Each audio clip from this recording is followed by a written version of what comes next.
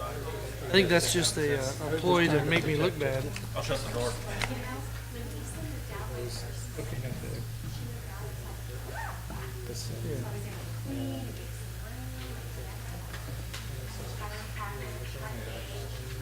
There's way more important places than in front of my house.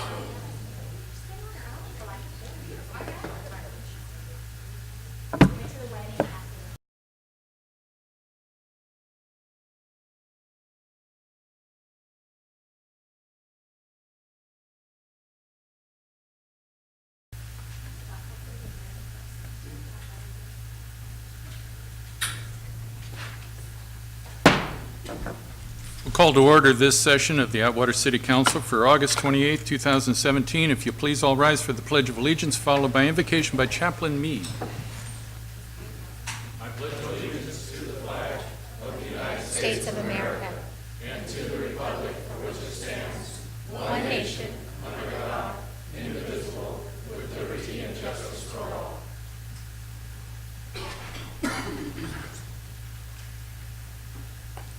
Our Father, as we approach your throne tonight, we're so thankful that we can. And Father, I do pray tonight for those that are in Houston and those that have been hit with the flood. Lord, we ask that you protect the families that are there. And Father, help us as we try to clean up. And Father, we just ask that you have your hand upon them and protect them. We do pray tonight as we gather tonight here, Lord, that everything that's said and done would be that to glorify thy name. We thank you for our city council and our mayor. We ask that you continue to have your hand upon them and bless them. We do pray for our officers that are out patrolling today. We ask that you protect them, Lord, build a hedge around them, get them home safely. We thank you for their service. Lord, be with their families as well. We pray for our firemen, Lord. There are a lot of fires going, and we just ask that you protect them, Lord, and get them back here safely. And Father, we just thank you for this time. We do pray that as we gather here that you'd give us wisdom, Lord, as we discuss the affairs of our city. For we do ask it in Jesus' name. Amen. Roll call, please. Creighton? Here. Raymond? Here. Vieira? Here. Vineyard? Present. Price? Here. We have a quorum.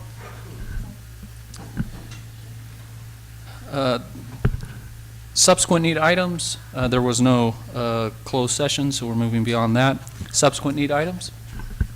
Mr. Mayor and Council, we received a letter from the Atwater High School indicating that they would like to have a parade. We received it subsequent to the publishing of the agenda, albeit that the letter is dated in June. We believe that it was lost in our email system when we had some of our problems, or in the transition, it just never got on my desk, or I lost it. So because of the date and the need for coordination of this event on the 15th, that we would ask that this be placed on the agenda under the city manager items for council to consider. You need a motion on that? We do, and then, no, that's the only one that I've got at this point. Motion to approve adding that to the agenda under the city manager's reports? Okay, and I'll second that.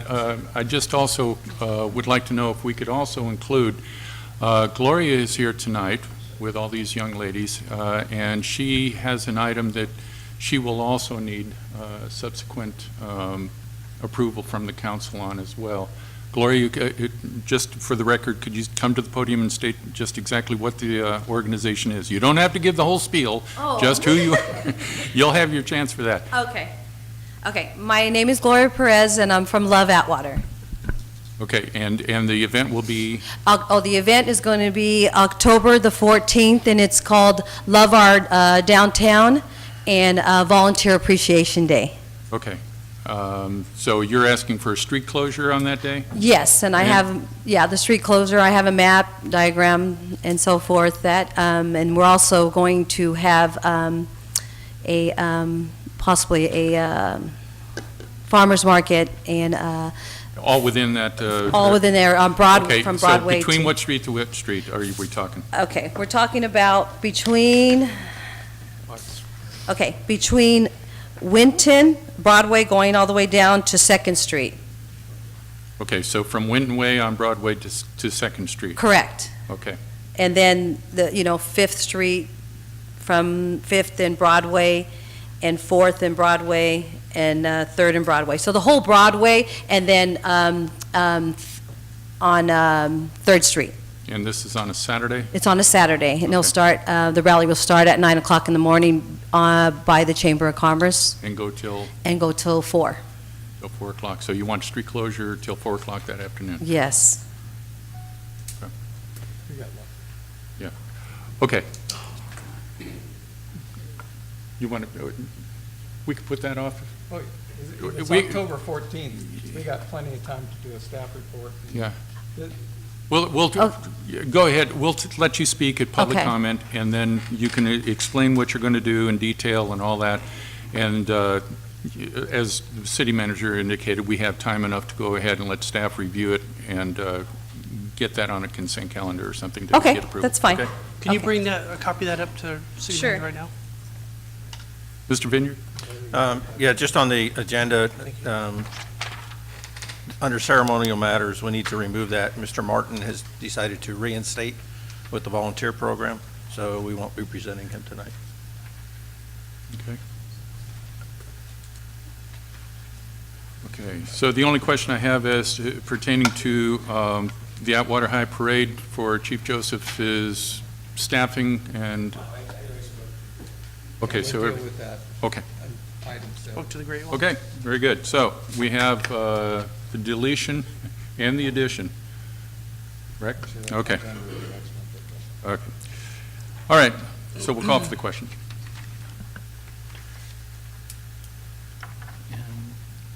Vineyard, Yes. Viera, Yes. Creighton, Yes. Raymond, Yes. Price. Yes. Motion passes.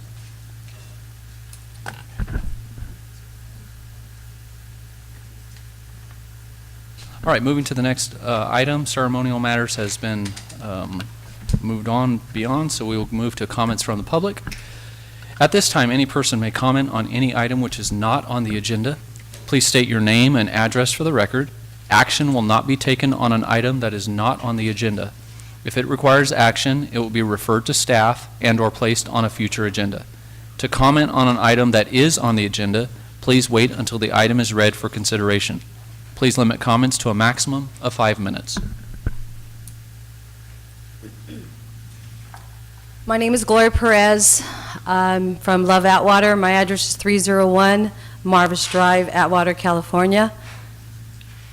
I'll be translating. Mi nombre es Gloria y yo vivo aquí en la ciudad de Atwater, California.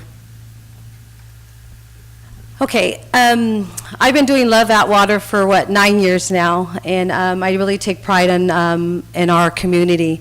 God had put on my heart a while ago is that to do something downtown, It's a beautiful downtown there, it's just it just needs some life, So what we came up with, we're brainstorming with Maria and with Ricky, and brainstorming of what can we do to do something to Atwater, to bring it up, So what we came up with is just having a farmer's market, having a car show there, having a band there, having a fashion show. There's a lot of beauticians down there. There's a lot of clothing stores. See, downtown, there's a lot of stuff going on there. People just don't know it. There's a lot of nice stuff and a lot of things that businesses are happy about this. So we talked to a couple of businesses and stuff, and they're excited to do something like this. So basically, it's going to be from 9 to 4. We're going to start the rally in front of the Chamber of Commerce, and we usually have Starbucks, the one on Bellevue. They always donate Starbucks, and then we always have a couple other people like Brian and Darren McDaniels donate the donuts and stuff for everybody. So it's a free event for people to come out there. Oh, Beverly. It's a free event, and the thing is that over 9 years, I had so many people coming on loving on this community. If it's picking up dirt, or if it's picking up dirt, weeds and pulling weeds and stuff. I had so many people, so I have a database of all these volunteers that have been volunteering. So what I want to do is I want to give back to them. So it's not only called Love Our Downtown, it's called Volunteer Appreciation Day. So I'm going to try to pretty much translate everything she just said.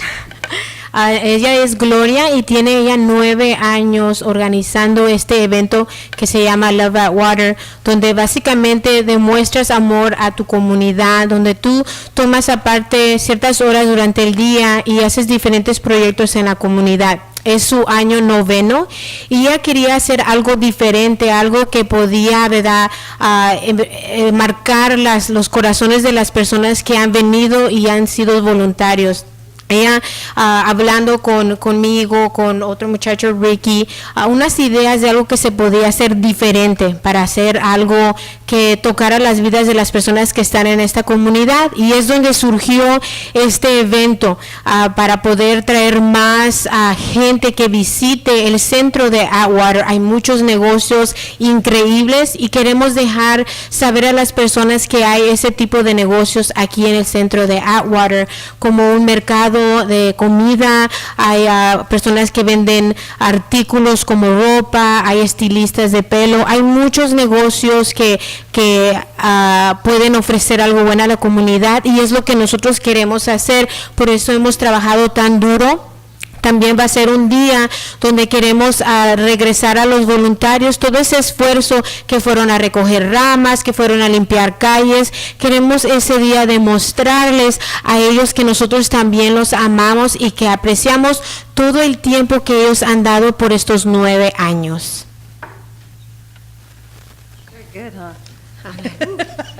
So anyways, I only got 49 seconds left. That's hard for me. So anyways, so basically, the event's October the 14th. It's downtown. It's our community. It's basically giving back to the volunteers and getting appreciation to them for everything that they've done. So I'm asking if, I know you can't approve it right now, or if you can, is that, if you can just look beyond, technicalities or something like that, but yet just, it's our community. And again, I always say, you guys can't do it yourself, let's go ahead and just, give thanks to God and just show God's glory of what we can do. Thank you. El evento es, almost there. El evento es octubre 14 y es completamente gratis, así que vengan, sea partícipe, búsquenos en Facebook, Love Atwater. Muchas gracias. Thank you. Okay, anyone else wishing to address the council?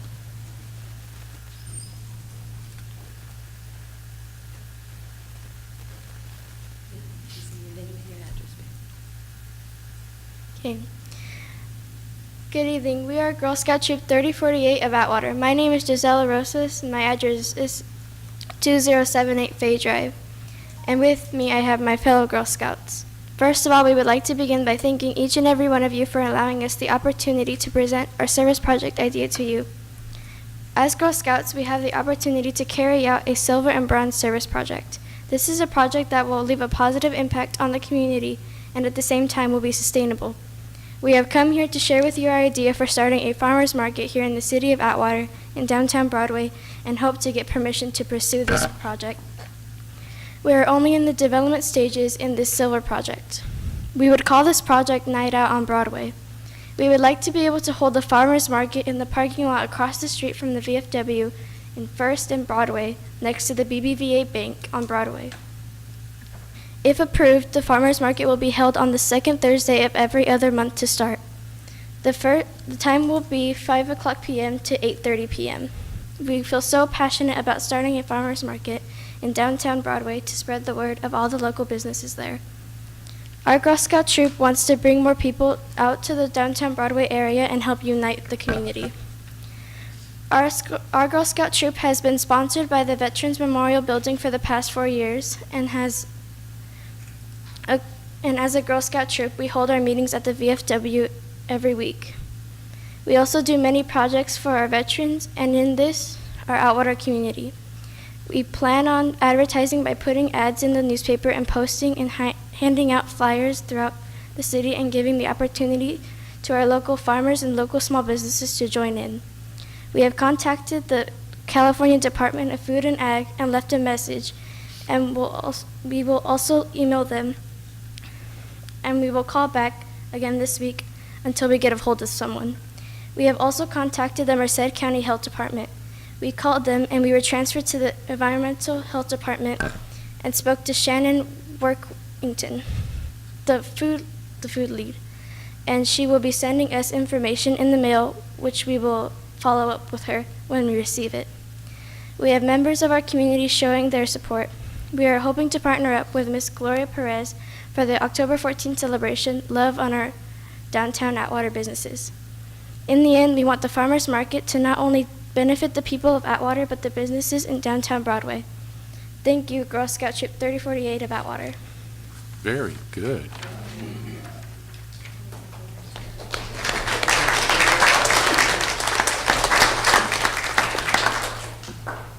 Okay.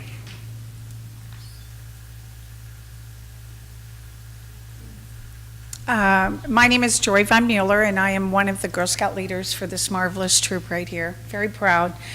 The farmers market is part of our Silver Project that we want to continue after the project with Gloria.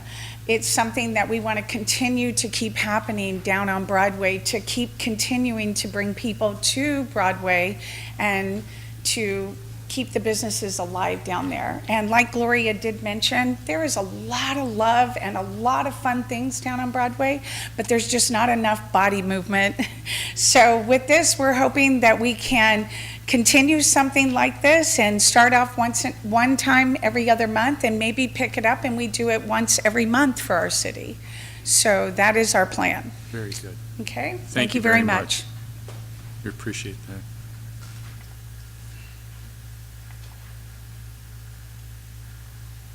Good evening.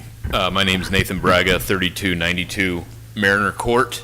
I'm the activities director at Atwater High School, and we're on board. We can help out too. Atwater High is on board. But we're here, two of our student leaders, Jessica Vera and Mia Granado, to ask for permission to have our homecoming parade. Normally on the agenda. We have that on the agenda already. Oh, my. So when it comes up on the agenda, you're more than welcome to speak to it at that moment. Can I do the introduction? Again? Sure. You do it so well. Thank you. So we'll come back. Yeah. Yeah. Okay. Hello, my name is Richard Johnson. I live at 1675 Drakely Avenue. Mayor Price and city council members. Before we decided to start protesting at our home more than 18 months ago, my wife and I came to you guys numerous times pleading for help to stop Chief Petro, Lieutenant Joseph, and the Atwater Police Department's many crimes committed against us. Mayor Price and council members, as our city leaders, you had a moral and legal obligation to at least hear our complaints. That's all we asked. That's the reason we had to protest. We had no other choice. And we have a right to do so without the fear of retaliation, which is going on right now. And that's all I got to say for that subject right now.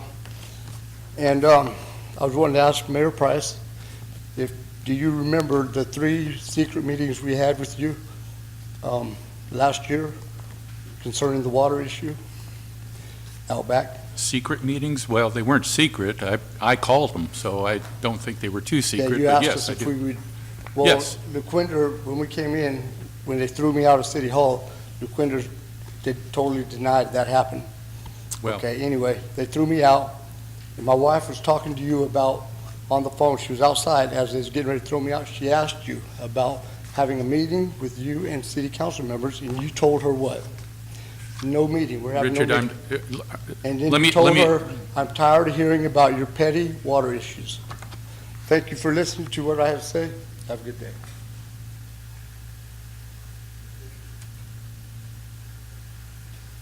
Anyone else wishing to address the council?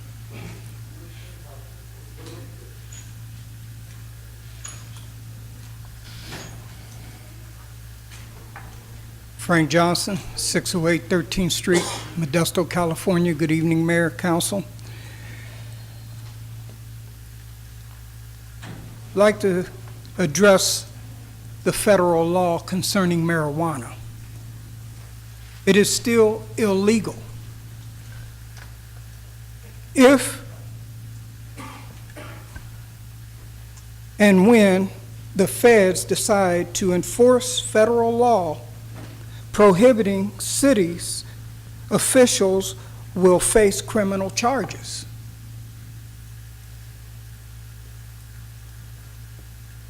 Why?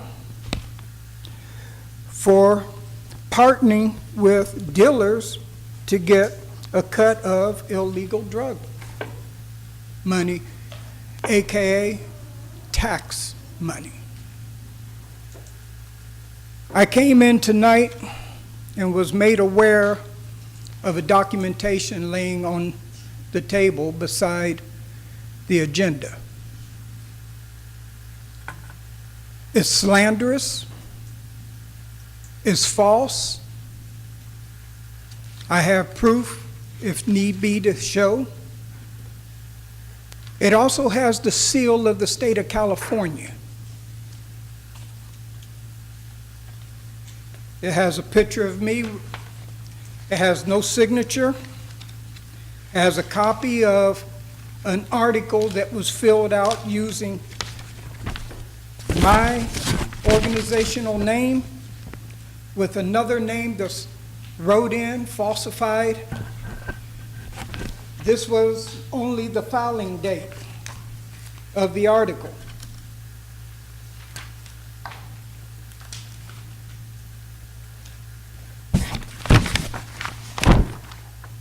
Information in there is untrue.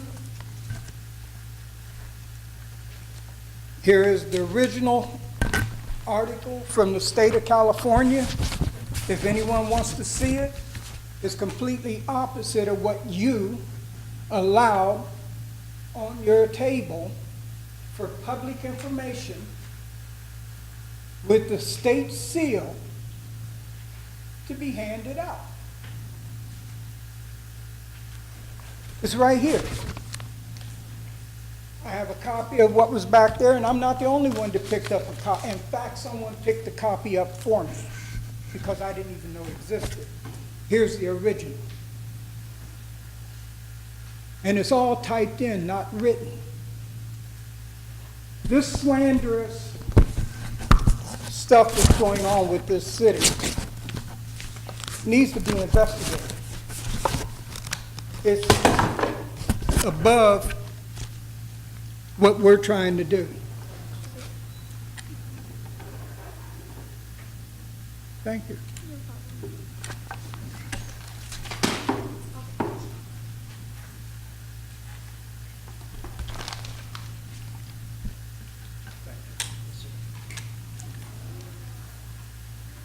I was here 2 city managers ago requesting city elections. Attacks against our board of supervisors, rewarding leaders and giving them awards when they should be punished. So what's good for the goose is good for the gander. So any city employee should be rewarded when they break the law. This needs a congressional investigation. But what you've done and what you have allowed tonight to take place isn't over. It's just the beginning. Thank you.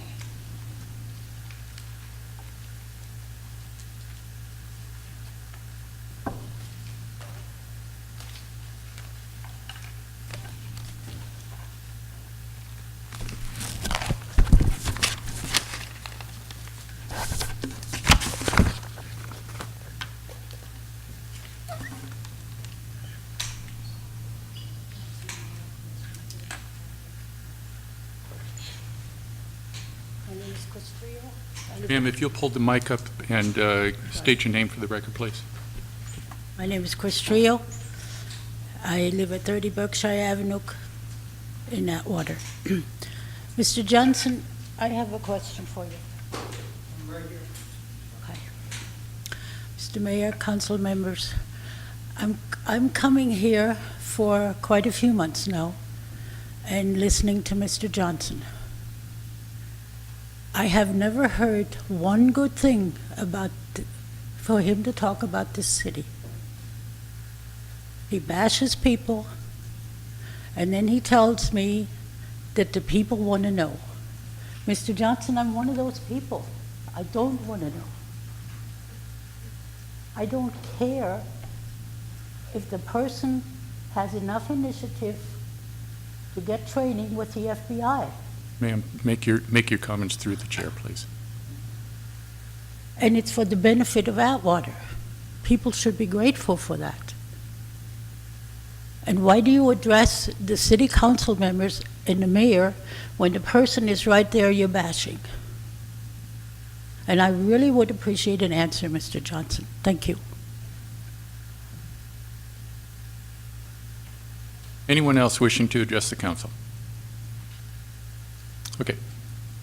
Seeing none, we'll go on to the next agenda item, please. Consent calendar. Notice to the public, background information has been provided on all matters listed under the consent calendar. These items are considered to be routine. All items under the consent calendar are normally approved by one motion. If discussion is requested on any item, that item will be removed from the consent calendar to separate action. Mr. Mayor, Yes, sir. I would request that we remove item number 4 because we do want city council direction. Okay, so we'll remove number 4 for separate consideration. Are there any other items on the consent calendar which the council would like to remove for separate consideration? I would suggest we remove any items that need any kind of action tonight, because I didn't receive them, and I know city manager received them late. I don't know about the other council members, but I never received the packet, so I haven't had a chance to review any of it. Yeah, number 4 is the only one. Okay. Okay. Is there any items on the consent calendar that a member of the audience would like to remove for separate consideration? Okay, seeing none, entertain a motion. Motion to approve the remainder of the consent calendar. Second. Call for the question. Vineyard, Yes. Viera, Yes. Creighton, No. Raymond, Yes. Price. Yes. Motion passes. Number 4, Mr. Bramble. Mr. Mayor and Council, what we have before you is the Merced County Association of Governments has allocated $83,000 from local transportation funds for the city of Atwater to utilize for street projects. And the city staff has provided 4 potential projects for the city council's consideration. Those 4 projects, albeit probably a little more than the 83,345 or 532 that has been allocated to the city of Atwater, are Mitchell between Witten Way and Heights Avenue, Fruitland between Schaefer and Capitola, Fruitland between Winton Way and Fifth Avenue, and Fruitland between Orchard Parkway and Virginia. These were 4 projects that the staff had identified that probably would utilize the majority or all of this money, maybe plus some other funds. And because we do need to respond to the Merced County Association of Governments with a project or projects, if it was less than the 83,000 for each one, those are the projects we had identified. If the council has another one that is in the range of in the 80,000s, we're more than welcome to make that the project that the city council wants for your local transportation fund project. with that, I'll answer any questions, or refer it to Lori Waterman, who probably has more information than I do. Okay. Ms. Waterman, do you have any other conditions to this? City manager Justin Alvin is Okay. looking for a priority list. Okay. So council, what is your pleasure? Do you have other projects that you think might fall within the $80,000 range, or are you looking at something in the 4 choices we have? Mr. Creed? When you say the 80,000 range for each project or 80 in totality? It's 80,000 that we are allocated from these dollars. We've got some other projects. At this point, there's some Measure V money that we haven't identified, but it's in the $200,000 to $400,000 range. It's not any more than that. Okay. So we're talking $80,000 total, and we have potentially 4 projects identified here, because the 80,000 would, what? Yeah, One just project. one project. So my question, can I, Yeah. the mayor to staff, we were prioritizing Witten Way from, I believe, Broadway to Juniper while Scott was here. I don't think we quite made Juniper with the engineering that we did on that. Witten Way is under different SB1 and Measure B funding, and that is, That's still moving. but this is a smaller project that we're looking at where we can allocate some of that. Okay, so on that Witten Way project, it did stop, I think, one road short of St. Anthony's at Juniper. Do you recall that?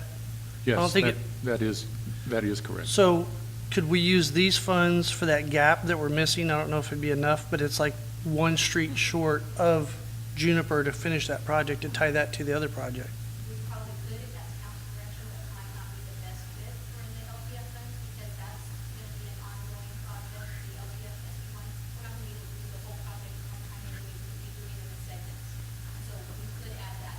So we could program those funds for that gap that we fell short of and work on that as a local project instead of one of these other projects. Well, they're all local projects. Right. It's okay.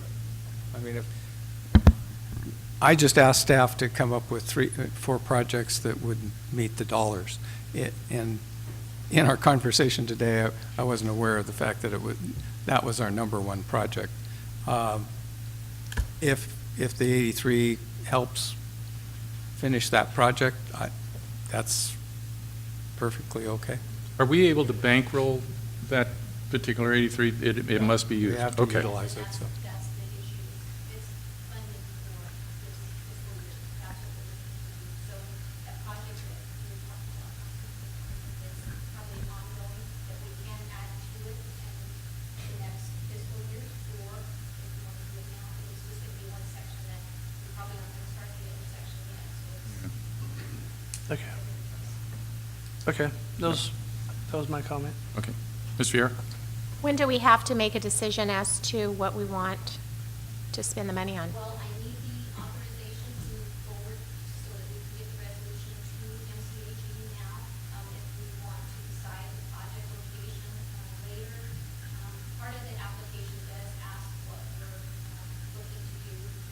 So I was hoping to put the specific area into the application. If we don't have an application chosen at this time, we'll submit it and see if it's accepted. Lori, as I remember it, I thought that was, is it a September, I know it's a September date, but I thought it was later in the month of September.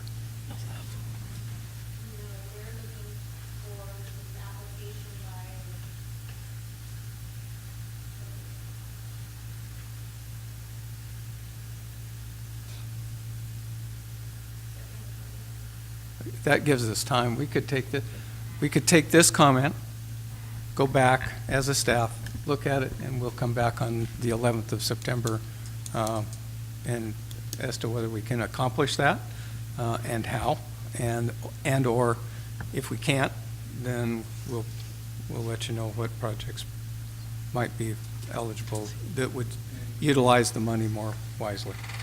Is that an acceptable one to the council? Yeah. Mr. Raymond? since we're talking about this and, Lori wants something for application, I know you guys are just talking about bringing it back, but the folks that live over there behind Foster Freeze have suffered long enough. I think we need to strongly look at starting with Mitchell Avenue between Winton Way and Heights. I mean, for 20 years, can't drive down there with a cup of coffee or you're going to spill it on your lap. So that's something that needs to be strongly considered, and I urge the council to look at that. Mr. Creighton?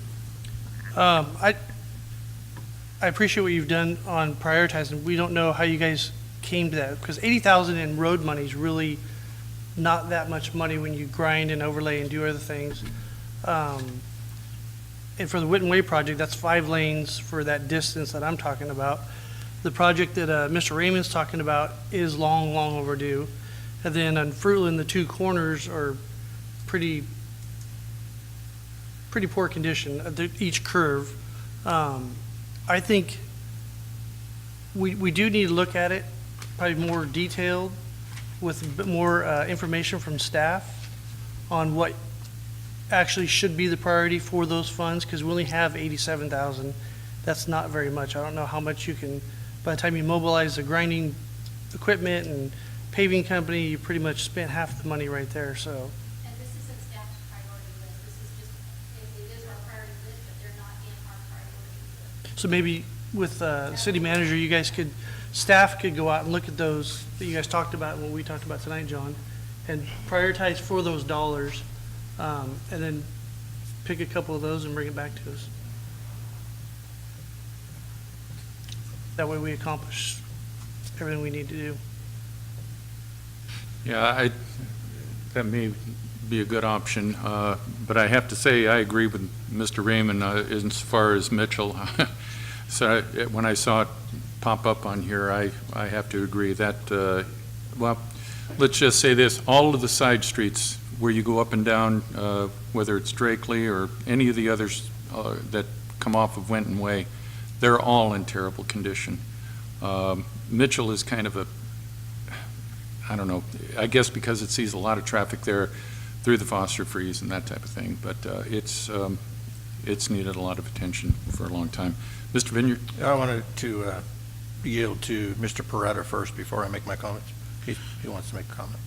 Just one of the things to consider on this one, I just know that our contracted engineer that we have, when they were deciding to get this list together, the basic focus of that was to get the most bang out of the buck for that $87,000 or $83,000. They were just thinking these type of smaller projects right here would be able to go the furthest with this money, since it's basically, it is only going to be an overlay. It can be a total, dig out and replacement stuff. It's just not enough money to do that. I think one of the things that they were thinking about on Bellevue, which Mr. Creighton, I mean, we all know that's definitely needs to be done, but I think there's a secondary project that might be in the works with Measure V that, eventually is going to be with the city of Atwater. So they're trying to figure out a way to get the most bang for the buck for the $83,000, knowing that in the future there's going to be some other bigger projects that is going to take from where Mr. Creighton said on and eventually fix that. So, but the whole thing is just trying to get a direction from council in order that way Lori can have a general understanding, she can go to MCAG and be able to fill out her paperwork for it. Okay. So. Yeah, I'd like to see staff prioritize that. May I? Well, hold on just a second. Ms. Vieira? Well, Go ahead. Chief Joseph, you might ask your officers as well. They're on every street in the city, all hours of the day and night. So a lot of roads that we don't travel, that we're not used to, they might be able to point out what's in the worst condition and have the most significant need right now. Just a thought when staff puts ideas together. Okay. Mr. Vineyard? I just had, Councilman Creighton, are you talking about the S-curve off of Winton Way towards Capitola? Both that one and the other one by Food for Less. Okay. Right at the curve, where the curve starts, right through the curve. It's about 200 feet, I think. Okay. Then I would recommend that we we modify this list. One, leave the Mitchell Avenue to look at both Schaefer ends for this time, and make those our priority to look at. Personally, if we start adding more and more streets, then we're just going to, I think, cloud the waters as far as the money we have and whatnot. We've obviously all kind of been over those areas. We all kind of agree, I believe, those are some of the worst areas, so I think we need to just concentrate on those three myself. Okay, so is it the consensus that we come back again on the 11th with staff recommendation and all the questions answered at that time? Yep. So city manager will put something together for us. And Okay.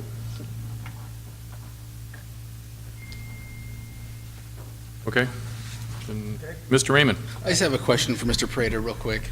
For some of the projects we're talking about, would, you probably know best, the most cost-effective way, wouldn't it be just grind down the problem areas and then just repave over it? Yes. Okay. In a perfect world, yes, it's going to be the best way. Mr. Creighton's got a wealth full of knowledge in that head right there. He's done it before. And so I think what it is just, from what my understanding, I'm no engineer and stuff like that as far as that's concerned, but our contractor engineer, when they came up with the list, they were just trying to figure out, I guess some of these streets are a little bit narrower and stuff, so they can actually go further and work and make more of an impact, a positive impact for those residents there. It's kind of what the way their process of thinking was. So. Excuse me, Mayor. Yes. Actually, originally, city manager asked staff to come up with 3 or 4 different locations that we felt would be best utilized, and that is actually for the grinding and pavement overlay, and these are the 4 areas that we came up with as staff including the contract engineer. So, and we were just asking city council to give us their priority. Right. Mr. Creighton. Okay, with those comments, and the good thing, people, is we're discussing fixing roads. I'm so glad this is a great day in Atwater that we're talking about spending money on fixing roads. Things are looking better around town. The parks are looking good. Staff's working on paving our roads. I'm excited. I think this is a very good time for Atwater. We got bright days ahead of us. My goal was to get what you just talked about through the city manager to come back with a priority list. This is their priority list, so I'm okay with staff coming up with what's best. We're not the experts up here. They need to pick a road, spend the money accordingly, and let's get some results and get it done. We have limited time, limited money. Okay. Is that a motion? That's a motion. Second. Okay. All right. Any other comments? Does anyone from the audience have any inputs on this particular project or potential project? Okay. If not, we'll call for the question. Yes. Are we approving the resolution and submittal of the claims, or are we bringing that back September 11th? September 11th. Okay. Oh, I didn't think that was the motion, so that's why I was looking at Oh, you, yeah. Mr. Creighton. No, it was what Lori just said. We were going to approve it and move forward with the, staff already gave the city manager the recommendation. You're before. asking for the one project that staff would come up with. We're going to approve this, and staff will pick one of those 4 and proceed forward with it. That's not how I understood it. Okay. Okay, yeah, I didn't quite either, but, okay, so now that we have that clarification, is that still good for the second? Yes. Okay, call for the question. Oh, I'm sorry, Mr. Raymond first. Okay, so we don't know which project it will be. Right, that's staff's expertise, the engineer and We'll staff. come back. We're gonna let you know. I can assure Okay. you. I just want clarification. I'm a little confused over here. Okay. Now, If I yes, may, go ahead. I just want to make sure that the record is clear since there's been a little bit of discussion. So correct me if I'm wrong, Councilmember Creighton, but your motion is to approve the adoption of Resolution 2982-17 with staff to pick the project to proceed with based on staff selection and priority schedule. Correct, and they're going to let us know September, whatever the meeting is, 11th, what they picked. Okay, everybody, Lori? Stacy, I'm sorry, there's actually 2 resolutions Well, let's do this one first, and then we'll do the budget amendment. Okay, so let's call for the question on Mr. Creighton's motion. Creighton, Yes. Raymond, No. Vineyard, No. Vieira, As stated earlier, because I haven't seen the resolution, I'm going to abstain from voting on something I haven't seen. Price. No. Motion does not pass. Okay. So what are we going to do with it then? Anybody have a secondary motion?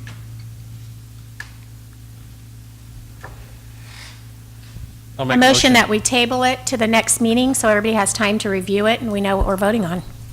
Second. That works for me. Call for the question.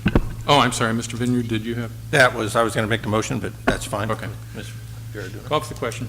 Vieira, Yes. Vineyard, Yes. Creighton, Yes. Raymond, Yes. Price. Yes. Motion passes. So we don't need to do the budget resolution now because we'll do it at the next meeting. Moving forward, funding and budget matters, treasurer's report for the month of July 2017. I got a new home back here, so. Good evening, Mayor and Councilman. Before you is the treasury report for July. Any questions? Any questions for Mr. Heller? Mr. Vineyard? Confirming there's no bond payments coming up as usual, correct? End of October. End of 1st of October. October. Okay. And looking at this, the deficit to the general fund, is that a combination of the general fund and the general fund capital? The overall deficit, the 2.8 that used to be there? No, we had a PERS invoice for $2.2 million. That's the definition of it coming down. So that's what cut it down? Yeah. Okay. So we're down about 700,000 from what we were before or something? Right. Correct? Okay. And I noticed the Water Enterprise Fund, just for the public's notice here, is it's down about 165,000, so it's that much better. So anyway, thank you. Mr. Creighton? Yeah, I had a question. The last 4 or 5 audit and finance committees have been canceled, and I've been contacted by several citizens wondering why we're canceling any of those when we're still in a general fund deficit and minuscule reserves. Well, we didn't have any, we don't have a finance director right now. We have a sub. Do you want to handle this, John? Yeah. We have a couple of items, and I know that council is in charge of the scheduling of this, but the auditors are just coming in today. Everything that you have from Mr. Heller is in fact preliminary, unaudited numbers, and we wanted the interim finance director to get her feet on the ground before we actually had a meeting that, because we want to accomplish something. And at this point, we weren't sure that there was enough information to really accomplish much to report to council. Okay. I mean, I'd like to say that there's, the number that we've got in the general fund balance is 100% accurate, but I'm not sure that that's correct yet, so we just have some more work to do to. Well, make it's sure. unaudited right now, so until the auditors start working with it. Okay, I just wanted to answer so I can report back to him why, and that sounds legit, so I will report back to him. Thank you. Well, we can have one in September. I think we'll be in a position to have one in September. Okay, thank you. Okay. Any other questions for Mr. Heller at this time? Okay. Entertain a motion. Motion to approve the treasurer's report. Second. Any further comments? Call for the question. Raymond, Yes. Vieira, Abstain. Vineyard, Yes. Creighton, No. Price? Yes. Motion passes. Interim City Manager reports and updates. This is where we'll insert our subsequent need item, Atwater High's request for a parade.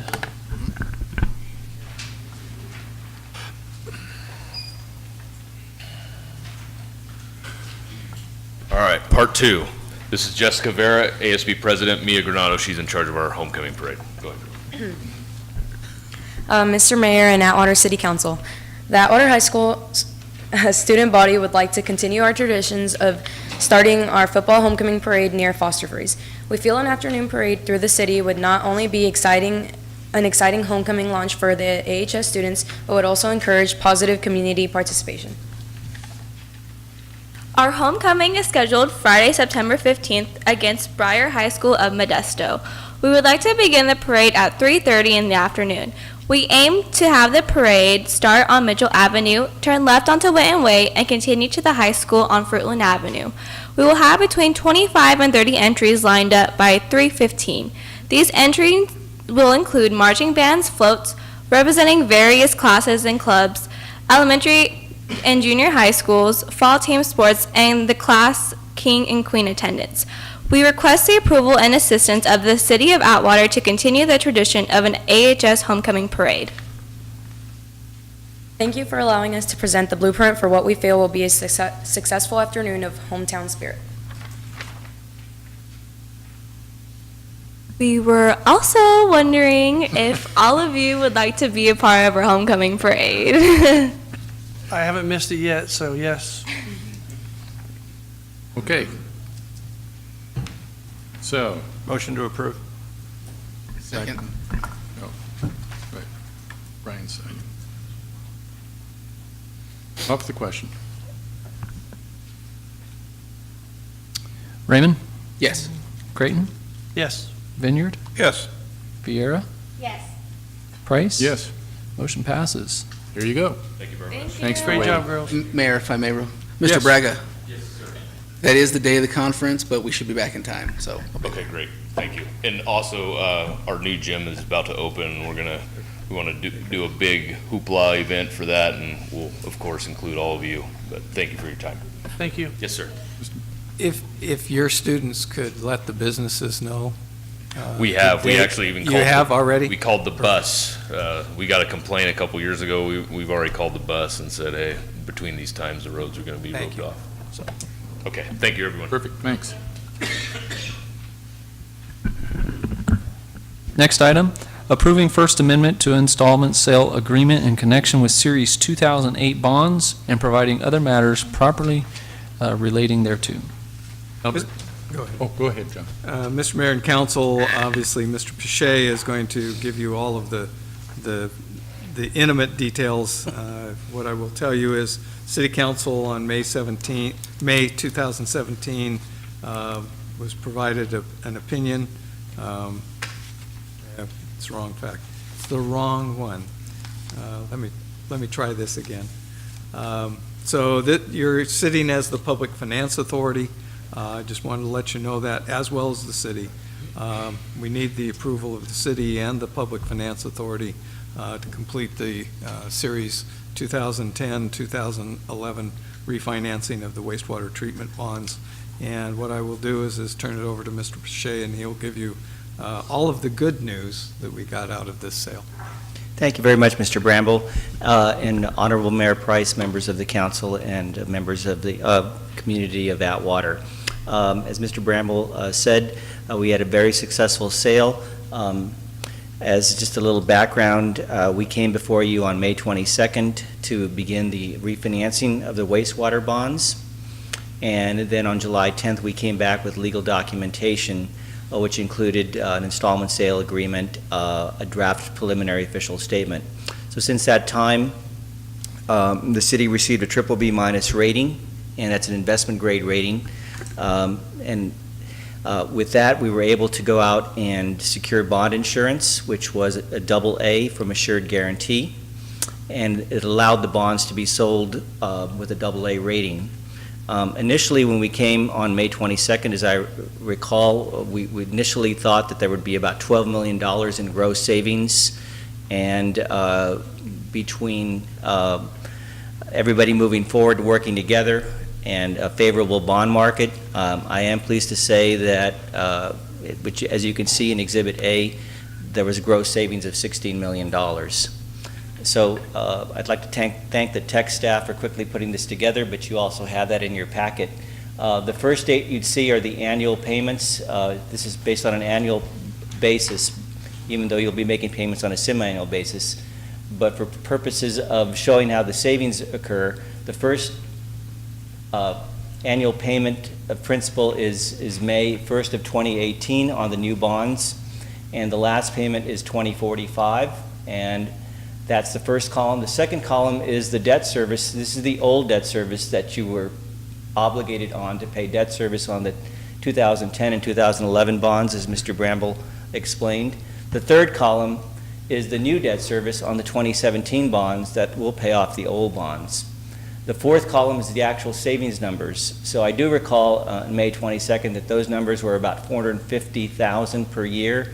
I am pleased to say that after the first year, the payments are anywhere, the savings are anywhere from $610,000 to $615,000. The last column is those savings based off of present value numbers discounted so that in today's dollars, the savings would be $10.9 million. So that $10.9 million, you then subtract the reserve fund from the 2010 issue to come up with a net present value savings of $6.5 million.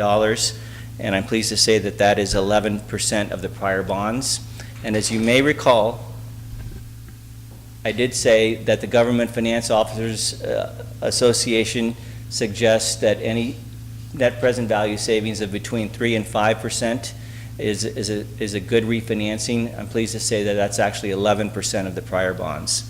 So it was a very successful sale, and those bonds will close this coming Wednesday. There'll be an escrow set up to pay off the 2010 and 2011 bonds on May 1st of 2019, but they're no longer an obligation of the Atwater wastewater enterprise. The bond insurers did have two requirements, and that was to establish a separate bank account for the wastewater enterprise, and that would have to occur by next year. The other requirement was, rather than make semi-annual payments prior to the bondholder payments, they are now requiring you to make monthly payments. So the payment dates don't change. The payment dates are still November the 1st and May the 1st.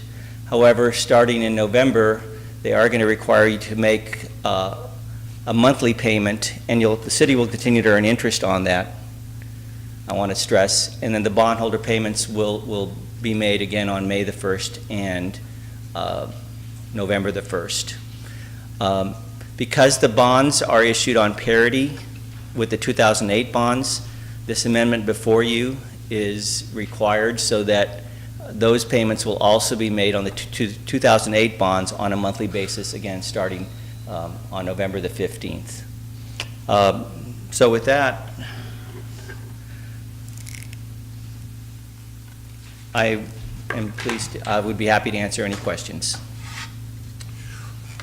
Well, if I can just make a statement here, I think when we initially had gone to the financial workshop at the beginning of the year, February or so, and we had cracked this idea, actually Mr. McBride brought this forward, the estimated savings at that time, I think were somewhere in the neighborhood of $3 million, maybe $4. That's correct, and at that time, and that's, you have a good memory, we were only looking at refinancing the 2011 bonds. Right. The 2010 bond, it's a much bigger bond issue, and there weren't any savings, but when we came time to do the analysis in May, we realized we could include those savings, so the savings is probably 4 times, actually 5 times as much as they were in March. Yeah, I just wanted, for the public's knowledge here, our total savings here is $6,580,000 or $80,000.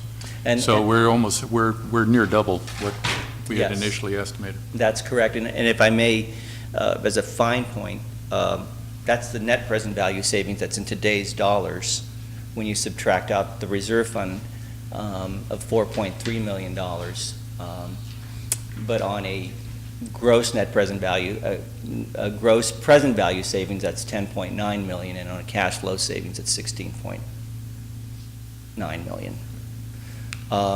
Just a quick note on the reserve fund. That reserve fund, as I explained, as you may recall that I explained in May, that's sitting there for the last payment, and that would be normally paid off. It would pay off the bond. They would, to make the payment back in 2045 moving forward. So it just sits there and it doesn't earn a lot of interest, as Mr. Heller may recall. So what we were able to do is to get a debt service reserve fund surety. We had to pay a couple $100,000 for that, but it frees up that $4 million in cash. So as you also may recall, when we came to you on July the 10th with a not to exceed number, we really thought the issue was going to be somewhere around 65 million. And then we thought it was 60 million. With that $4 million, the issue size is actually a little bit more than 56 million. So we've reduced the principal amount, we've reduced the overall payments that will need to be made, and I think it was a tremendous success. And I need to also thank Mr. Bramble, who quickly realized the opportunity, jumped on board, LaQuinda for her constant replies to phone calls and emails before she went on maternity leave. Scott McBride was a tremendous asset before he left, and also Brian Shaw, Julia Coronado helping to get, as you saw, the myriad of documents signed, and also Steve Pound from Veolia provided a lot of help with the official statement. So without that, this would not have moved forward. So I want to thank those individuals. Yeah, this is a good day. This is really significant savings to the city, and I want to thank you, Albert, for you and your help in making this happen. Well, thank you, and on behalf of Nossaman, Hilltop Securities, the underwriter, Nossaman Bond Counsel, my firm, we really appreciate the opportunity and the honor to work for the city of Atwater, and we're both all very ecstatic about this, so thank you. It's a good one. Any comments for Mr. Boucher, Mr. Vineyard? Actually, I just have a question, maybe a couple of questions of either Mr. Shea or the city manager. Due to the savings that we are projecting, is it possible that we can look at a reduction in the rates that the citizens pay? And if so, can we do that along the lines of possibly some type of rebate, such as the mayor asked for the water, but developed along the lines of low income, with setting parameters of what that would be? I know there's several companies that do that. We put in the budget the request to have 2 utility rate studies. Obviously, sewer is one of those. Water is the other. We will ask whether Proposition 218 allows us to do special discounts. And we'll ask it of Raftellus if anything has changed since the last time I did a rate study. I'm not going to say it can be, but we will ask the question. As long as we can look at it, I think that would be appropriate, being as where we've been at. I do know there are companies out there, PG&E is one prime example, they do that and they have it set up as far as how people qualify, so that we could look at if we can do that. Unfortunately, 218 doesn't give us quite that much flexibility. Okay. Thank you. Any other comments or questions for Albert? Okay, if not, we'll entertain a motion for approval of the staff's recommendation. Motion to approve staff's recommendation. Second. Call for the question. Vineyard? Yes. Creighton? Yes. Raymond? Yes. Vieira? Yes. Price? Yes. Motion passes. Thank you, Albert. Thank you very much. I'd just like to also say, since I am here, that Department of Finance gave approval to move forward with the refinancing of the RDA bond issue late Friday afternoon. So we've had a call this afternoon and discussed this with Mr. Bramble, and the documents for that have already been approved, but we're hoping to close that issue September the 14th, so another piece of good news. Perfect. Thank you very much. Thank you all. Okay, next item. Oh, Mr. Vineyard? Yeah, Mayor, could I ask for a point of personal preference and have about a 5-10 minute break? Okay, I know we'll take a 10-minute break. Thank you. into our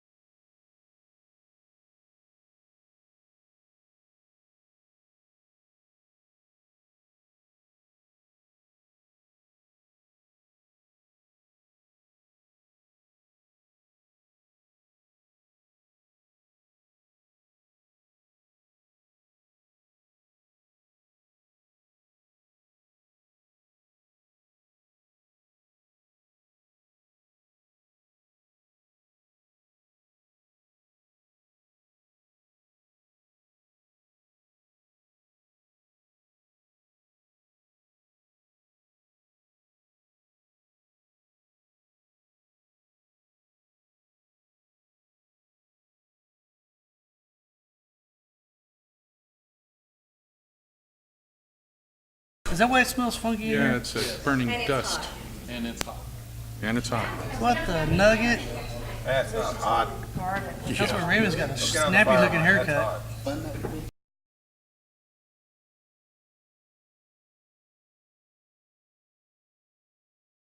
Let's get going. Okay, we're back in session again. Next agenda item, please. Public hearings, 2017 Edward Byrne Memorial Justice Assistant Grant JAG Program Application. Ms. Water? Council and Mayor, each year the city receives an allocation from JAG based on weighted of our violent incidents as well as our population. This year, our allocation is $14,338. Previously, in past JAG awards, last year we were able to purchase 2 mobile solar radar speed trailers, as well as we've purchased tactical shield, computers for the patrol room. What this program does is allows us to purchase equipment for the police department that we may not have funding to do. This year I spoke with the police department, and their top priority is replacing and purchasing adequate number of AR rifles for the police officers. So Okay. this is just asking for approval to submit the application on behalf of the city, as well as a budget amendment to allocate the funds. Okay. And one of the other things, and I don't know whether it can come by way of grant funding or whatever, but sometime in the not too far distant future, we have got to address cooling down the computer equipment and the 9/11 recorder and all that stuff that's back there. It is, would you not agree, Sam? This stuff is going to be damaged sooner than later, and so I support the request of the PD for the automatic rifles. However, I just want to throw that out there, that if we can find some sort of funding, I'm thinking if we can get somewhere in the neighborhood of 20 grand, we can maybe, install a separate air conditioning system that might be independent of everything else and be dedicated to not only the recorder and other items back there that are subject to the heat, but also to the cops themselves, because their briefing room back there doesn't get any kind of relief either. So if we can look into that. Any case, Mr. Creighton? Regarding the 911 system and the computers and the briefing room used to be an atrium that the city converted internally into a, I wouldn't call it a legit office, but it's doable. What I want to hammer on is I don't want to fix things temporarily. I want a permanent fix to the problem, so we have a permanent solution. The 911 equipment, the computers, that stuff's extremely important. I think the city manager has money in the operation and maintenance to keep things going, but I'd like to see a plan on what we're going to do to permanently fix this issue and bring the correct air conditioning into that room and update it as it needs to be updated. Yeah, if I might, the only reason that I bring that up is because I just went and had at our office, we just installed 2 air conditioners that were $10,000 for 2, and they both air conditioned an upstairs and downstairs area. It wasn't a real big expense, and it works real well. And talking to the people that installed it, they said that something like what we have over here would be easy to duct work in and take care of. So, in any case, Mr. Bramble? Well, we have a public hearing on this grant, so let's go to this grant first. Okay. Mr. Raymond, did you have something? Mr. Vineyard? I do, but it needs to wait for public comment or third. Okay, very good. All right, at this time, I'll go ahead and open up the public hearing. Anyone that wishes to speak to this item may do so at this time. Come forward to the podium, state your name for the record. Seeing none, bring it back to the council. Mr. Raymond. Can you close the public hearing? We need to close the public. I just did that. Oh, okay. I'm sorry. Okay. I didn't realize. Okay. Motion to approve the item as presented. Second. Okay. Call for the question. Viera, Yes. Raymond, Yes. Creighton, Yes. Vineyard, Yes. Price. Yes. Motion passes. Next item, public input regarding the criteria for voting districts for district-based council member elections. Mr. Bramble. Mr. Mayor and Council, this is the second hearing of two to gain public input on the voting districts proposal that will come before you in a little more detail as we go down the road.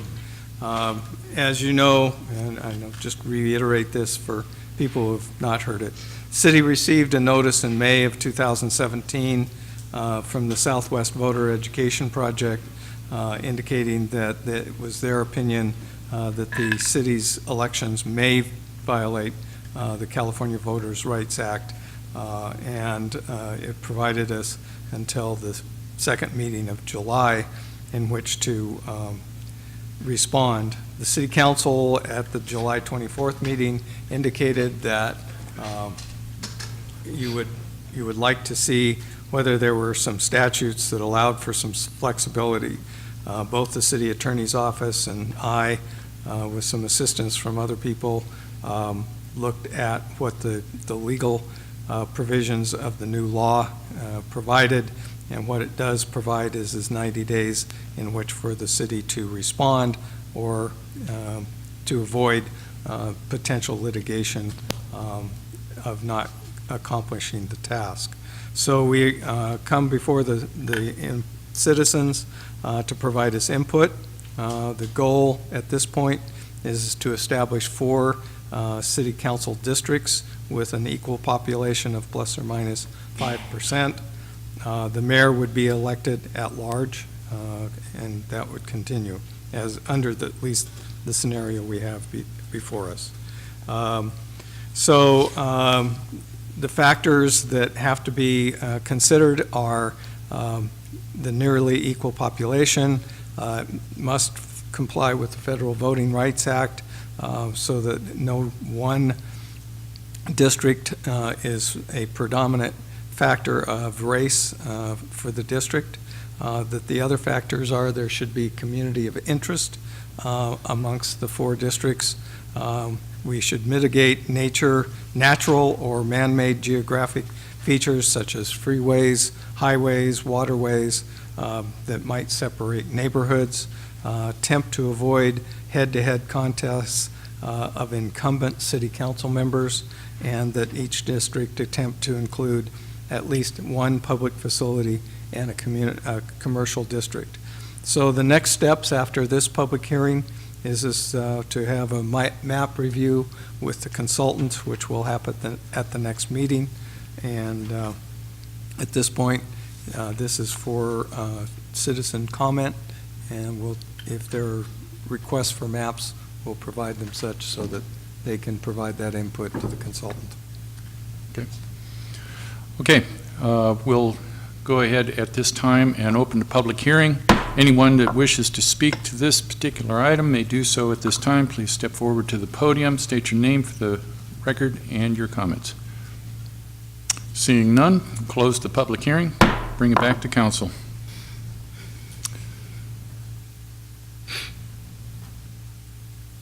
So all we need is a motion to go forward. Right. So I'll make the motion to go forward reluctantly, I might add, and to report to the demographer the results of the public comment. Second. Any other comments? Call for the question. Oh, I'm sorry, Ms. Vieira?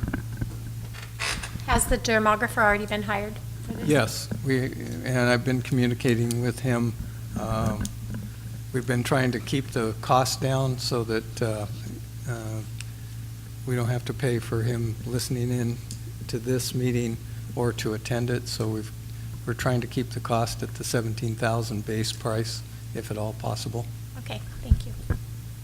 Okay. No further comments? Call for the question. Raymond, No. Vieira?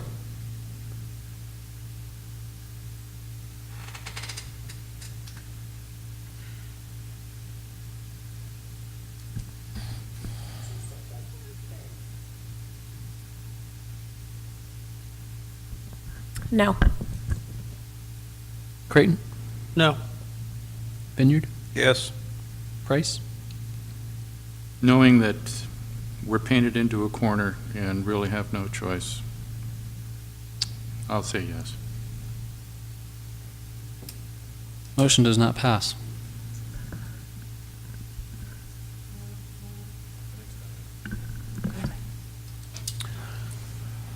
Next item, waiving the first reading and introducing ordinance number CS 985, amending Chapter 5.40 massage therapy of the Atwater Municipal Code. So the purpose of bringing the ordinance to you with these revisions is to make the city council's, or excuse me, the city's existing massage therapy ordinance compliant with new laws that were adopted in 2016 and came into effect in 2017.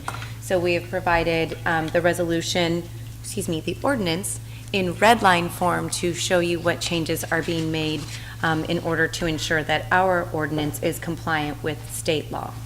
If anybody has any questions about the changes, I'd be happy to answer them. Questions for Ms. Henderson? The only one I have is the same as what I asked at the last time we raised this, was about residential businesses that pertain to this, and if it's being addressed.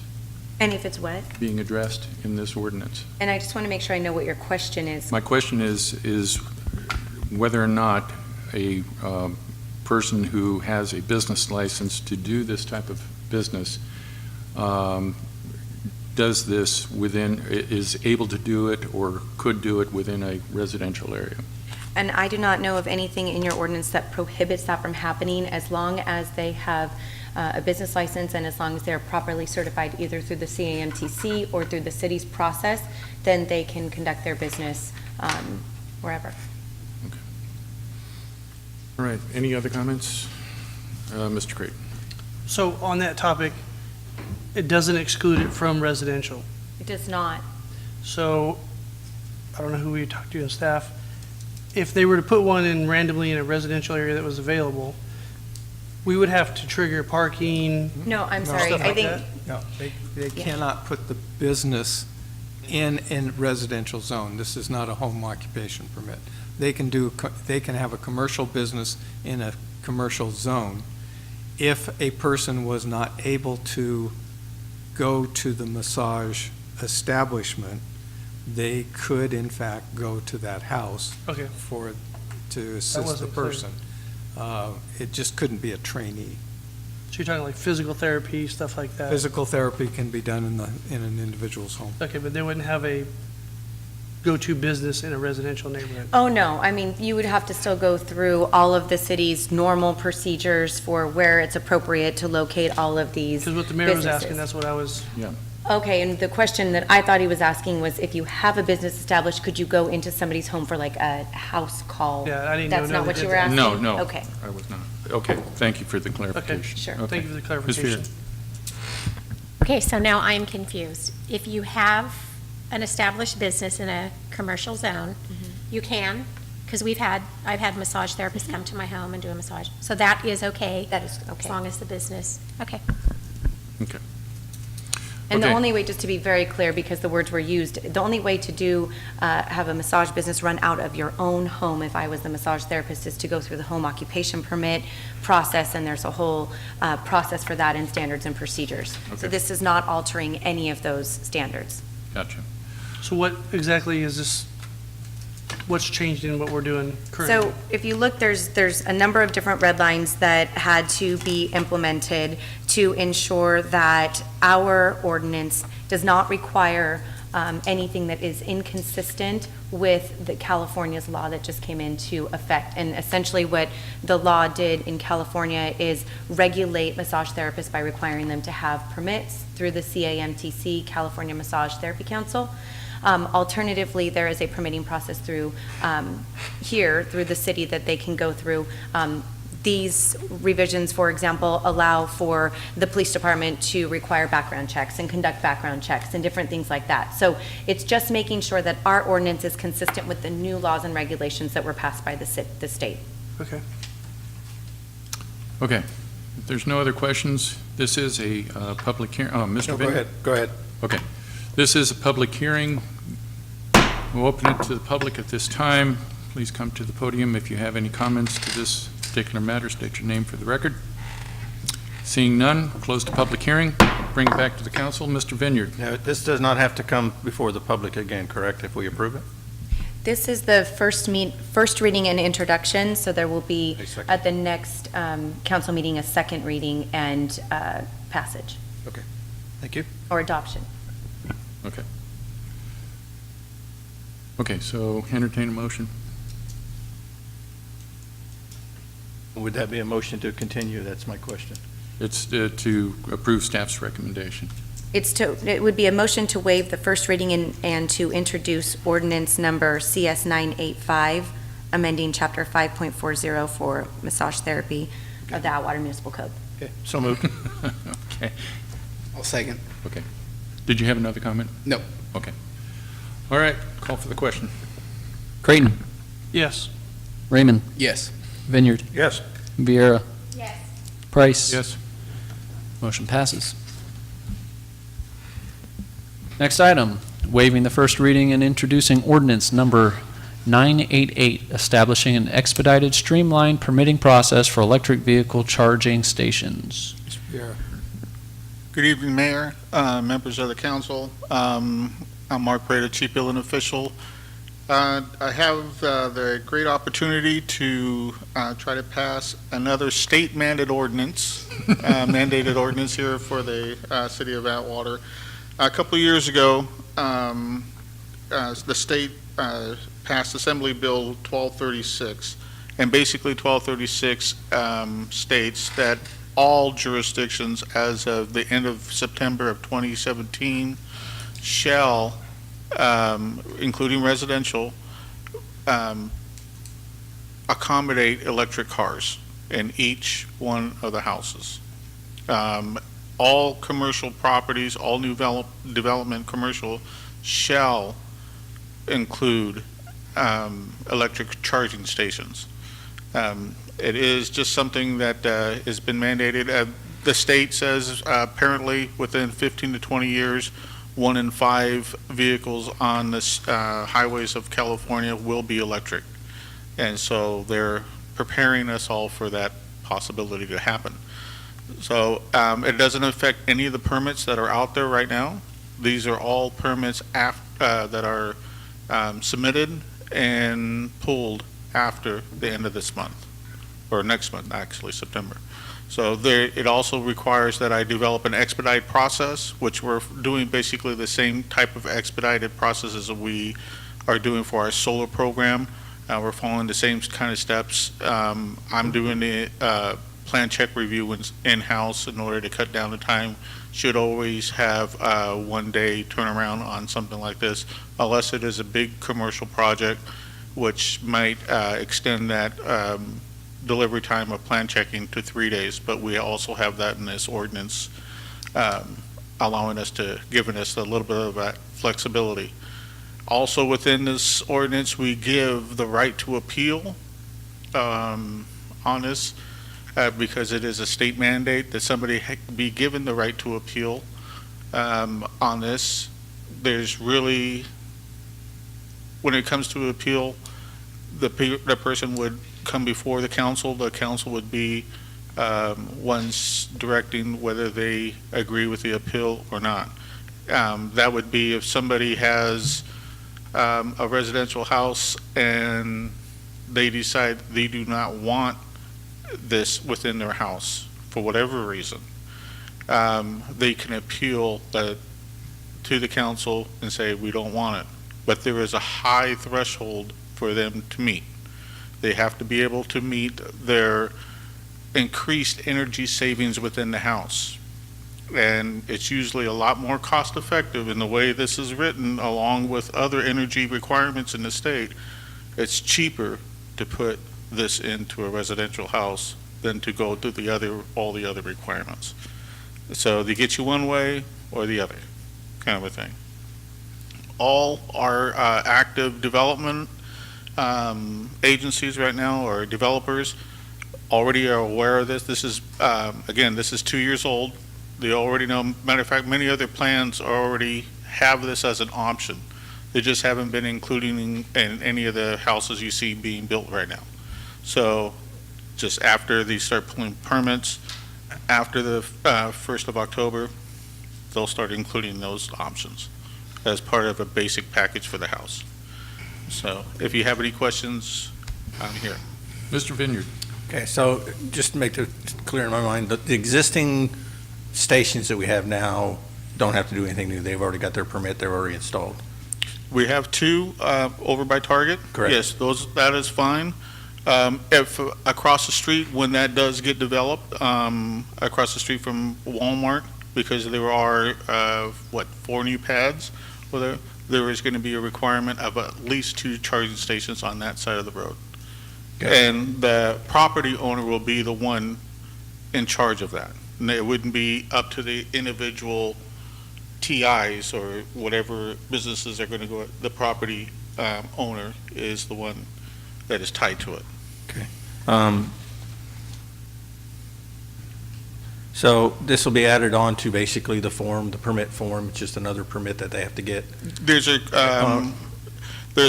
state mandated questionnaire form Okay. that they have to fill out, and they got to show, in a residential thing, it gets a little bit more technical, they're going to have to show me and via calculations that their amperages and stuff like that within the house and what have you can take the load and stuff, and if they can't for some reason, they're going to have to bump up to a higher level of amperage. So and that shouldn't affect anybody, because our normal typical case with residential construction is 200 amps in a house nowadays, just because of all electronics within a house. So that's not going to be a problem. They're just going to put a sub panel there, and again, it gets a little bit more technical, but they'll be able to hit it. As far as commercials are concerned, they'll have a dedicated circuit and for these charging stations, similar to the way we have it at the Target Center. Okay, so if you have a residence now and you want to put one of those in, what's that permit going to cost? Do we know? Does it go by square footage, by number of stations put in? No, basically for a new residential house, if somebody were to put it in, it's just going to be a cost and effect to what we already do. Because as far as my inspectors and what I do, we're still going to check your electrical at the same amount of cost. And all it is basically they're adding one plug on it with a special 220 volt system and stuff like that. But it's really not going to affect the price of the permits at all. Thank you. Ms. Henderson. We just need to change one word in section 15.04.015, subsection D, little subsection B. City to county, or county to city? Yes, that's it. It just says in here, about halfway down, such approval does not authorize an applicant to energize or utilize the electric vehicle charging station until approval is granted by the county. It should be city. So that would be the one change we would request. I blame autocorrect on that, Mayor. That's an easy one. Ms. Viera. Do you know, for the residential homes, what is the average cost, or what's the approximate cost to have this charging station put in the home? An additional, it's going to be dependent on what contractor does the work for them, and what type of charging station they're going to provide. Right now, there is currently 5 different types on the market.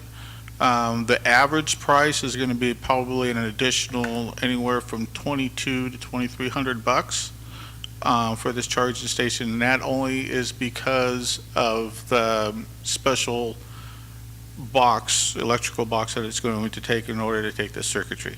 The plug itself, again, is a special. I've heard that the plugs themselves will run $50 to $60 themselves because of the way they're made up. But it all is going to depend on how many houses that developer is doing. If they're doing like some infills that we have here at 12 houses, it's going to be a little bit more. It's not going to be very cost effective for them, but there's something they're going to have to do, as opposed if they were going to do Bell Crossing, they're going to do over 100 houses, they're going to get a better buy on everything, they'll be able to do it more cost efficient.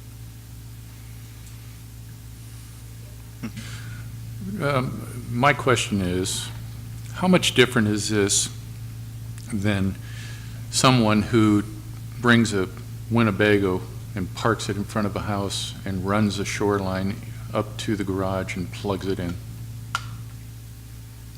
What's the difference of it? Well, I mean, you were making it sound like, you know, these electric cars, you know, like their charging system would, you know, light up half the city if we tapped into it or something. I mean, you know, is it that big of a draw? No, not really. From what I understand, the way the selling component was when I went up to Sacramento, we were doing all this and doing some voting and stuff like that. Some of the components that we know now, they call it ancient technology that we're dealing with now. The stuff that's, of course, they say is going to be developing and rolling out here within the next couple of years is going to be a lot more energy efficient and stuff, so things are going to come down. Right now, I don't know what kind of efficiency issues it's going to cause as far as draw on it. Your typical electric car right now, a lot of people already have these stations within their houses. My brother-in-law has one in Vegas. He had a circuitry added to his house in order to make it easier for him, and he has no cause and effect with it. It's just something he does. He just put a secondary circuit in, and it's fine. Well, I guess that goes to, you know, the meat of the question, I guess, is they can't just plug it in. I mean, you know, run an extension cord and, you know, have an adapter to the thing and all that. Yeah, these are special batteries that need special plugs. Just similar, if you go to the charging stations there at Target, yeah. You can see it's the quality of the battery is at a totally different level than what we would normally get anywhere else. So it's like a glorified deep cycle type battery, is that? I would guess so. I'm not the most schooled on that. All right.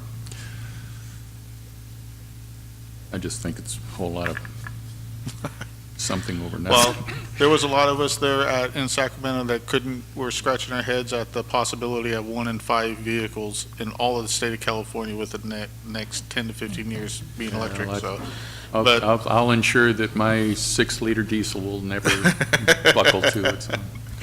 Okay, Mr. Vineyard? Motion to approve ordinance CS 988. I need to open to the public. I'm sorry, Yeah. go ahead. So let me open this to a public hearing. Anyone wishing to speak to this item may do so at this time. Step to the podium, state your name for the record. Seeing none, close to public hearing. Now, Mr. Vineyard. Motion to approve ordinance CS 988. With my recommended change. With your recommended Thank you. changes, yes, sorry. I'll second. Call for the question. Vineyard? Yes. Viera? Yes. Raymond? Nope. Creighton? Yes. Price? Yes. Motion passes. Thank you. Next item, reviewing proposed amendment number 3 to approved plan development, final development plan PDFDP number 03-3, located on the south side of Avenue 2, proposing to add 3 new house elevations to the approved PDFDP within the Las Casas subdivision. Mark, are you going to take this? Yes, I'm going to muddle through it. Okay. Mayor, members of the council, just as Mr. Dwyer was saying, we're looking for approval for this continue of the Las Casas subdivision. This is the infill project. I believe there's 13 more pads or so out there to be constructed. The review process, as you know, has already been taking place. We just have a different construction company and developer doing it, so we just need to follow the same procedures in order to get through it. Okay. Mr. Mayor? Well, when I open the public hearing, Yeah. Are there any questions? No. Ms. Hendricks? I have to require another change Okay. to this resolution. This is in Section 3 of the resolution. It's the second to the last sentence. I'm asking that you strike the words, "If the city fails to do so, the applicant or the applicant's successor in interest shall not thereafter be responsible to defend, indemnify, or hold the city harmless." Essentially, this Section 3 requires that the applicant or the applicant's successor in interest indemnify and defend and hold the city harmless if there is any sort of attack to set aside or void the city's approval of what they're requesting here. So part of this defense and indemnification obligation requires the city to provide them with prompt notice of any action and then to thereafter fully cooperate in the defense. The sentence that I'm asking to strike is something I've not ever seen in a resolution before, and we're just, from the city attorney's perspective, not comfortable including it because it essentially says if the city fails to do so, they no longer have to defend or indemnify us. And there's lots of different scenarios that can come up where somebody could say that we have not promptly notified the applicant or whatever. We just don't want this type of language in here. If there's an issue, we will always work with whoever it is we're dealing with, but having this type of language for somebody to hold on to is not a good practice. So I'm requesting that if you do approve this resolution, you do so striking the second to last sentence of Section 3. Very good. Any other comments? Okay. At this time, we'll go ahead and open the public hearing. Sir, please state your name for the record. My name is Wayne Bruns, 3397 Lagoon Avenue, Atwater. I'm a old-time, long-time builder. I started my career building the Merced Mall. I dug Schaefer Lakes in 89 and built several hundred houses for Steiner Development. And got talked back into building some houses over there in Las Casas. We have some nice elevations that were approved by the Planning Commission, and we have some local subs that we're using. So we would like to build some houses in that area and look forward to approval. Thank you. Are you also associated with Mr. Brissoni on this project? Mr. Brissoni from over on Spyglass over at Pebble Beach? Okay. Okay, very good. Thank you. The company is Wayne Bruns and Bill Houck. Okay. And we've got about 80 years' experience between us. Gotcha. Okay, are there any other comments? Seeing none, we'll close the public hearing. Mr. Vineyard. Just a question on this. It talks about, it includes 3 new house plans. Is that just because it's a new builder? Or are they going from a second story to a single story? Just because it's a new builder? New builder. Okay. Motion to approve. Second. Okay, there's a motion and a second. With the, excuse me, with the changes as with the caveat requested by okay. Assistant City Attorney.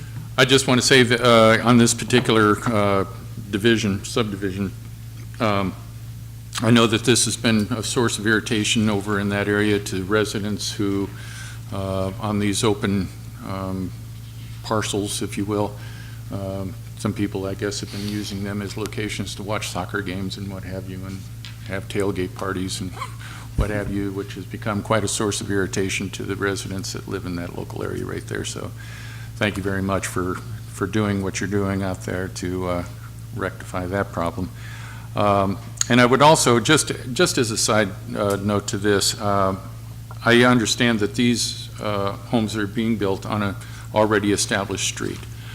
However, when we have any further developments that may occur within the city where a street is going to need to be put in to accommodate these homes, I would like to make the suggestion that any future developments such as that, whether they're residential or commercial development, that we consider that the name of these streets be that of Atwater residents who have paid the ultimate sacrifice in battle, whether it's recently or at any time in our nation's history. And if we don't have any Atwater residents that meet that criteria, that they be residents within Merced County and honor them with the naming of a street after them in their memory. And if there is none that have made the ultimate sacrifice, then maybe those that have been awarded Congressional Medal of Honor, Bronze Star, the like, something along those lines. But anyway, that's just a suggestion at this point, so. Okay, so we have motion and a second? Okay, call for the question. Creighton? Yes. Vineyard? Yes. Viera? Yes. Raymond? Yes. Price? Yes. Motion passes. City council matters, city council comments. Mr. Raymond? I'll be easy tonight. All I want to do is send my thoughts and prayers with those in Texas who are dealing with the devastation going on there. Last I looked, it was at over 11 trillion gallons that have spilled, and just send my condolences and prayers. I'd like to know who measured that water. You never know. Never know. Ms. Viera? Yeah, I have a couple comments tonight. Number one, this is the second meeting where the council has had trouble, at least I have, and I believe other members, obtaining a packet prior to. So it's hard to vote and move forward on things which we haven't seen. So I'd like to see that there's some kind of verification that we've all received our packet or have access to it before we close on Thursday, because come Friday, Saturday, or Sunday, there's no way to get it. Mondays, we get busy at work, and then before you know it, here we are, and we still don't have the information.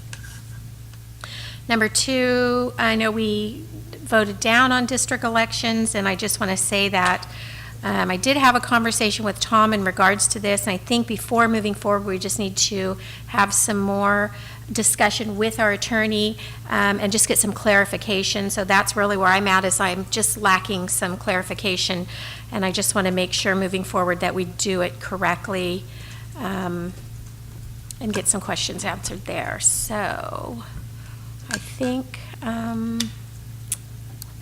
that's it for me. Mr. Vineyard? Patriots Day is coming up on 9/11. It's going to be at the community center. The Atwater band, high school band, I believe, is going to start playing from 5 to 6 for anyone's enjoyment, wants to show up that early. Otherwise, it starts at 6. I believe we have a council meeting after that. Is that correct? Yeah, we are making plans to start the meeting at 7. Will that be at the community center or here? We'll do it here so that it can be broadcast. Okay. The other thing is driving around as much as I do, and I'm sure that everyone else does. I do want to thank Officer Velasquez and Caltrans for helping with removal of trash and dealing with the homeless. It's an everyday project, I'm sure, but there's been some vast improvements made that I've seen, especially over on Olive Avenue. Also, when I started as a volunteer in 2012, there seemed to be a shopping cart epidemic where they escaped from the shopping centers, and you could see them all over town, and it was really trashy. And I know there was a couple of residents that would borrow, Mr. Lee and Mr. Akers would borrow Mr. Krodick's trailer, and they would go around and pick them up once a month, and they'd pick up 50 to 60 in one weekend. We do it as volunteers too, but I've noticed an extreme pleasurable absence of those carts throughout the city. I actually just saw one today over on 3rd and Juniper, but I want to thank Officer Velasquez because he took that on, and I'm not sure what deal he made with the stores or what, but you don't see them anymore, and I think that's great to helping the city look better itself. And then next month, some big events are coming up. Real Men Wear Pink, but it's really kind of to kick off next month. We have childhood cancer awareness, Hodgkin's disease awareness, prostate cancer awareness, ovarian cancer awareness, leukemia, gynecological, and lymphoma awareness. All of them are in the same month. They all have different colors that you wear. And then October becomes breast cancer awareness. I'm sure there's a lot of people out there who either know someone or have been affected by it. I have family members that have. I had the scare of the thyroid, which it turned up to being benign, which is great. But I think we just need to show our support of all those awarenesses wherever you can, and wear a color for the month sometime during the month. Oh, also, one more thing. In reading from the League of Cities tonight, an email, there's two bills out there. They haven't gone to committee yet, but one's AB 18 and one's SB 5. They both are for getting money for park improvements. And let me pull it up real quick if I can find it. That's not the one. But AB 18, I believe, each city would get up to $200,000 if it goes through. It's $255 million statewide, with each city or district receiving a minimum of $200 million. If SB 5 passes, it's $125,000. I'm sorry, $200,000, and then $125,000. They're not sure if both of them will pass, but they are definitely pushing AB 18 because it gives the cities and the areas more money, and that's money we could use for our own parks. So watch that, keep an eye on it, contact your assemblyman and your senator, and ask them to vote for it. Thank you. Mr. Creighton. Just wanted to bring up the street sweeping again, that we're supposed to be doing street sweeping per our MS4 permit we have with the state, so we don't fall in regulatory noncompliance there. Plus, the town's looking junky. The business districts at a minimum should be getting swept. I don't know what our staffing is or what the reason why we're not doing it, but we need to get back on that. Our number one operator has got some illness and is not able to work, so I know that We don't have a number 2 operator? we have a number 2 operator. We put him on starting last week. Oh, good. So I don't know, we're still working on that one. There was a traffic accident over Witten Way and Applegate, and they put some sandbags out, or sand, for the oil spill, and they pushed it over to the corner, and it's still there a couple of months later, so maybe somebody can swing by there and throw that in the truck and haul it away. Where is it again? I'm sorry. Right there behind Josie's on the corner, Applegate, Applegate. Witten Way. Applegate and Oh, Commerce, okay. my bad, sorry. With, the intersection of the I highway know patrol.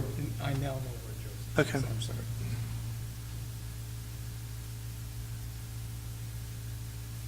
Okay, and then also, I don't know, a lot of people probably don't know, but today on Facebook, I just want to say that words do have meaning, and as city leaders, we should all be mindful of what we say.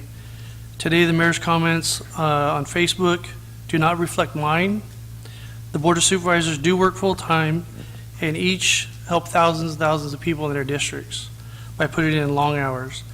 Making comments on Facebook are always permanent, so be careful and be mindful of that. Then the drop-off bins located around town.